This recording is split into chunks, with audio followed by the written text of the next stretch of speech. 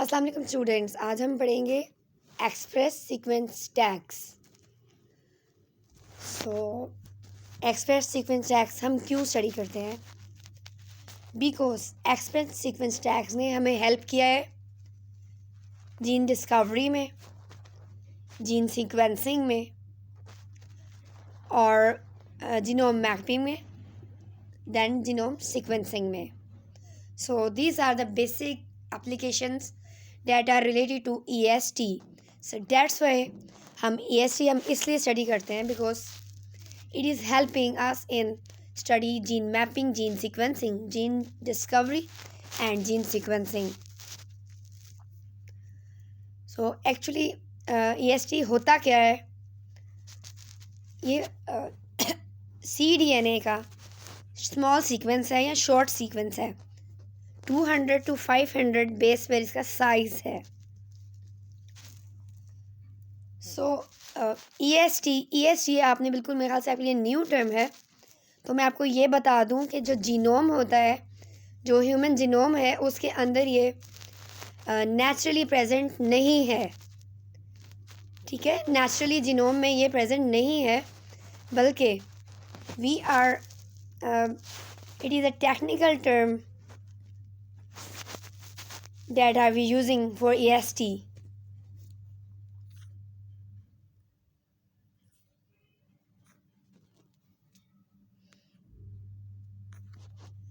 So EST का so we technically make it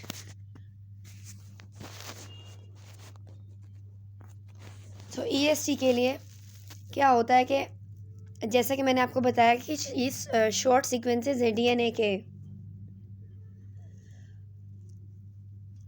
then हम इसका थोड़ा सा देखते हैं कि हमें क्यों EST की ज़रूरत है, हम EST को क्यों स्टडी करते हैं। Why do not we take the full genome? तो EST ही क्यों? हमने सीक्वेंस ही लेना है तो हम जीनोम का क्यों सीक्वेंस लेते हैं, EST का क्यों? EST क्यों इम्पोर्टेंट है, जीनोम क्यों नहीं हम स्टडी कर लेते? तो इसके लिए मैं आपको ये बताती चलूँ कि दोबारा ये बता दूं कि EST जो है वो शॉर्ट सीक्वेंसेस हैं जीनोम के, फुल जीनोम नहीं है। तो इसके लिए फर्स्ट ऑफ ऑल आप एक पाई चार्ट देख रहे हैं स्क्रीन पे, you can see the pie chart. So pie chart में आप देख रहे हैं कि if the whole circle is 100% 100, it is the full genome. तो जो इसका 2% है 100 में से 2, only 2 is protein coding region. So it is very small, it is of very small size. जो कोडिंग रीजन है फुल जीनोम में से, it is only 2% of full genome. तो if you want to read the sequence of coding region, EST is important because EST में हम coding region को देख रहे हैं। तो प्रोटीन कोडिंग जीन्स जो हैं वो प्रोटीन कोडिंग जीन्स कितने परसेंट है? 2% हैं ऑफ ऑल ह्यूमन जीनोम। तो अगर हम जो हमारा पूरा ह्यूमन जीनोम है उसको सीक्वेंस करें तो it is a lengthy process, ये एक बहुत लंबा प्रोसेस है, ऑल्दो कि इसकी बहुत इम्पोर्टेंस है। And it is genome sequencing जो है वो अबाउट 11 ईयर्स या सेवरल ईयर्स इस प्रोजेक्ट ने ले लिए कि हम पूरा जीनोम सीक्वेंस करें। लेकिन अगर हम कोई हमें रिक्वायर्ड जीन है उसका सीक्वेंस उसका प्रोटीन सीक्वेंस उसको स्टडी करते हैं तो it will take less time. So that is why we are using EST, because for EST we are dealing with special और स्पेसिफिक प्रोटीन सीक्वेंस। सो इससे आपको ये पता चलता है कि EST का जो सीक्वेंस है, जो सीक्वेंस रीड है, हमें वो जल्दी मिल जाएगा। ये फास्टर प्रोसेस है, ये क्विक प्रोसेस है। दूसरे लफ्ज़ों में हम ये भी कह सकते हैं कि ये एक शॉर्ट पाथवे है या ये एक शॉर्टकट है, shortcut. So I am giving another example to tell you the importance of muscular dystrophy. So let us focus on this slide. So I'm giving you an example of a disease. एक disease के बारे में मैं आपको बता रही हूँ. इसको हम कह रहे हैं DMD, ड्यूशेन मस्कुलर डिस्ट्रॉफी. इसमें क्या होता है कि आपके मसल्स जो हैं वो सही से काम नहीं करते और you can not like move and even you have to use wheelchair. Muscle जब आपके सही से काम नहीं करेंगे तो आपको मूवमेंट में मसला होगा. ठीक है, अब हमने इस डिज़ीज़ को स्टडी करना है, डिज़ीज़ के जीन के सीक्वेंस को स्टडी करना है. तो हमें पूरे जीनोम से कोई मतलब नहीं है, हम इस डिज़ीज़ के जीन के ऊपर जाएंगे. ठीक है, तो फिर दोबारा बता दूं कि जो प्रोटीन कोडिंग रीजन है डेट इज़ 2%. और अगर हम ख़ास डिज़ीज़ का लेंगे तो it is also a smaller portion of that. तो अगर हम DMD का जीन सीक्वेंस देखें तो उसका साइज़ क्या है, टोटल साइज़ क्या है 2000 KB. 1000 KB जो बराबर होता है 1 MB के. देन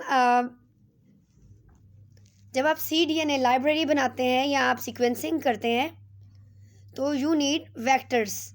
तो वेक्टर्स का साइज़ भी हमें लेना है, उसको भी प्लस करना है. इसमें 2000 जो है वो KB हमारा जो जीन था जिसकी वजह से बीमारी हो रही है उसका साइज़ 2000 KB था.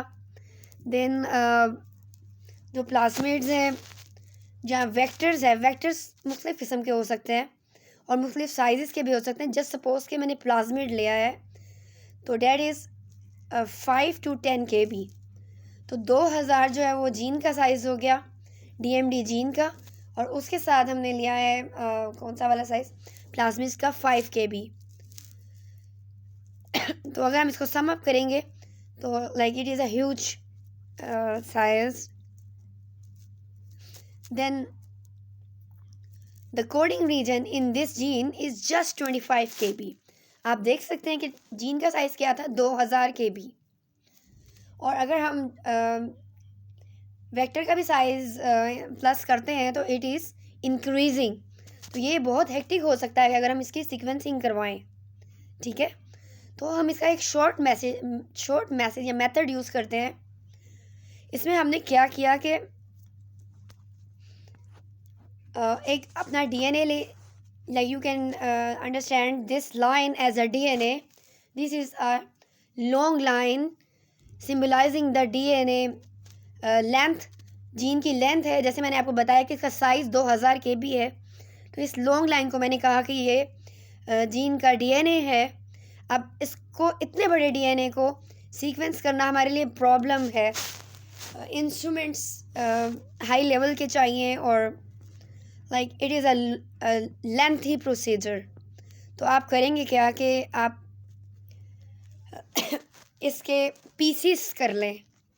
ठीक है, you can do it. Pieces of what, take messenger RNA from this tissue, from muscular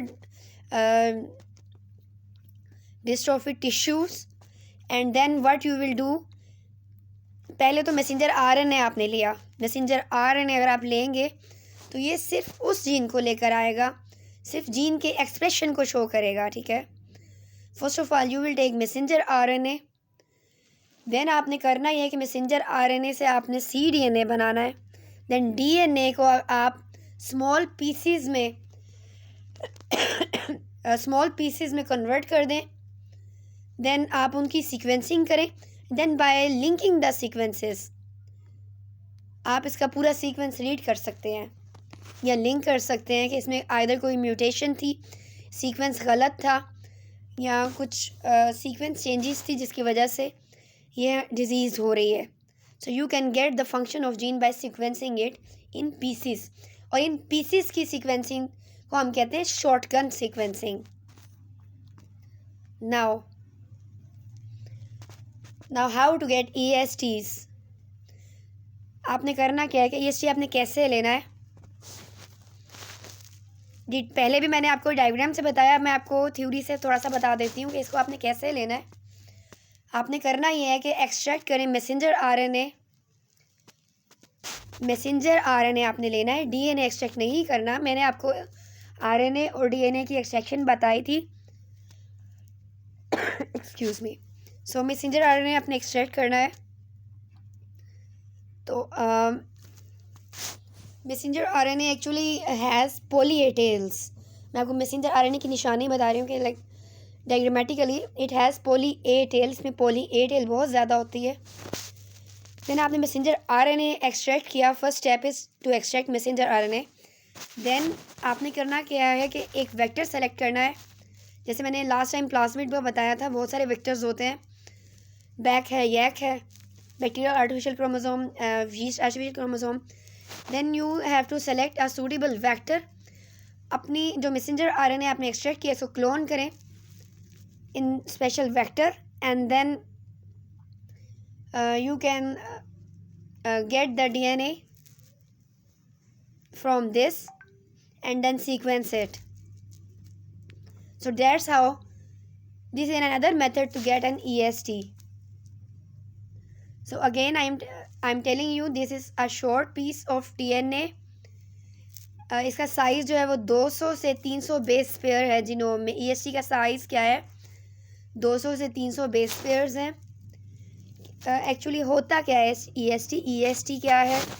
messenger RNA के शॉर्ट पीसेस हैं, short sequences from messenger RNA. जब आप मैसेंजर आरएनए लेंगे तो इसका साइज़ भी बहुत स्मॉल होगा, ठीक, लेकिन उसके अंदर से भी शॉर्ट पीसेस हैं। अब आपको पता है कि जो मैसेंजर आरएनए है या आरएनए से है, आरएनए है, आपने पढ़ा हुआ है कि आरएनए स्टेबल नहीं होता है। तो हमारे लिए ये सूटेबल है कि अगर हमने डीएनए सीक्वेंसिंग करनी है और डीएनए सीक्वेंसिंग के लिए भी हमें डीएनए चाहिए। सो एमआरएनए जब हमें मिल गया है तो हमने क्या किया, इसको कन्वर्ट किया इन cDNA by the help of reverse transcriptase. Reverse transcriptase क्या है? एक एंजाइम है जो कि मैसेंजर आरएनए को कन्वर्ट कर देता है डीएनए में। So that is the smallest method of getting EST, या in easy words EST होता क्या है, हम इसको लेते कैसे हैं, obtain कैसे करते हैं। So let's go to next slide and see what is in it. So आइए देखते हैं आगे क्या है।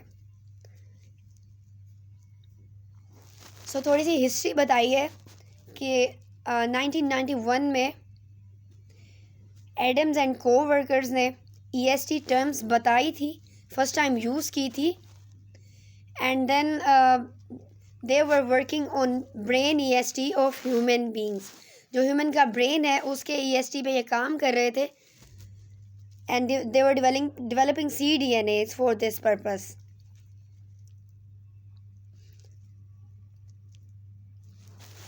सो इस वक्त right now more than 74.2 million EST available हैं फॉर ह्यूमन जीनोम। अगेन इसमें डायग्रामेटिक रिप्रेजेंटेशन है EST की।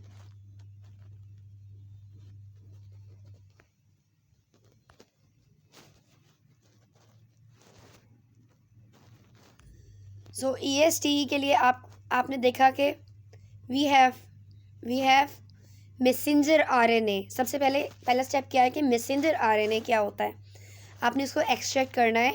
Messenger RNA with poly A tails. Then we have to extract this messenger RNA, first step. Then second one is you can change it to cDNA. Then cDNA को आपने sequence कर लिया by converting into double standard DNA। cDNA जो हमारे पास होता है वो single standard है, लेकिन आप इसको क्या करेंगे, डबल स्टैंडर्ड बनाएंगे और देन इसकी सीक्वेंसिंग करवाएंगे।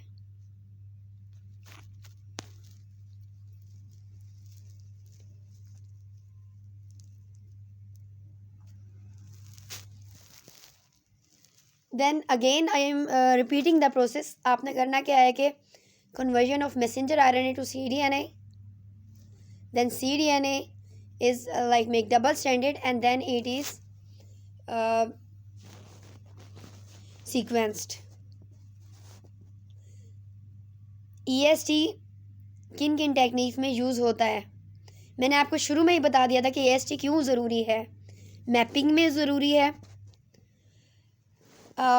सीक्वेंसिंग में ज़रूरी है, और कुछ हाइब्रिडाइजेशन के मेथड्स होते हैं, जैसे कि फ़िश है, फ्लोरेसेंस इन सीटो हाइब्रिडाइजेशन.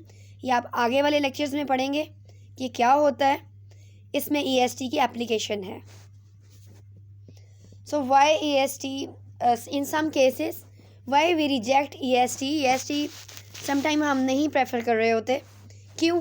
क्योंकि there is a chance of error in ESTs. और दूसरी बात यह कि मैसेंजर RNA कुछ सेल्स से आइसोलेट करना मुश्किल है. देन इसकी एप्लीकेशंस क्या है? मैंने शुरू में भी आपको एप्लीकेशंस बताई, मैं आपको दोबारा बता रही हूँ. जीन के ट्रांसक्रिप्ट्स हमें पता चलते हैं, ठीक है. अगर हमने एक जीन से मैसेंजर RNA लिया और मैसेंजर RNA को हमने स्मॉल पीसेस में कन्वर्ट किया और देन cDNA बनाया है, और cDNA की हमने उसके स्मॉल पीसेस की हमने सीक्वेंसिंग की है, तो हमें क्या पता चल रहा है? जीन के ट्रांसक्रिप्ट्स हमारे पास आ रहे हैं, उनके सीक्वेंसेस आ रहे हैं, प्रोटीन सीक्वेंसेस आ रहे हैं.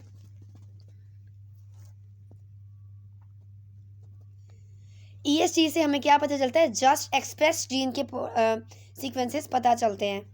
जो नॉन एक्सप्रेस जीन्स हैं वो हमें नहीं पता चलते. EST आजकल यूज़ हो रहे हैं वैक्सीन डेवलपमेंट में भी, इनकी एप्लीकेशन है.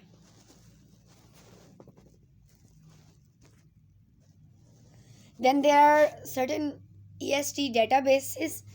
EST का जो सीक्वेंस है, जब आप ऑब्टेन कर लेते हैं सीक्वेंस, तो आप उसको कहीं सबमिट करवा सकते हैं, या you can search any specific EST in certain database. तो इसके लिए साउथ अफ्रीका का जो डेटाबेस है उसको सैनबी बोलते हैं. Then MIPS for Munich, TIGEM for Italy, and DOTS for Pennsylvania. So that's all about EST.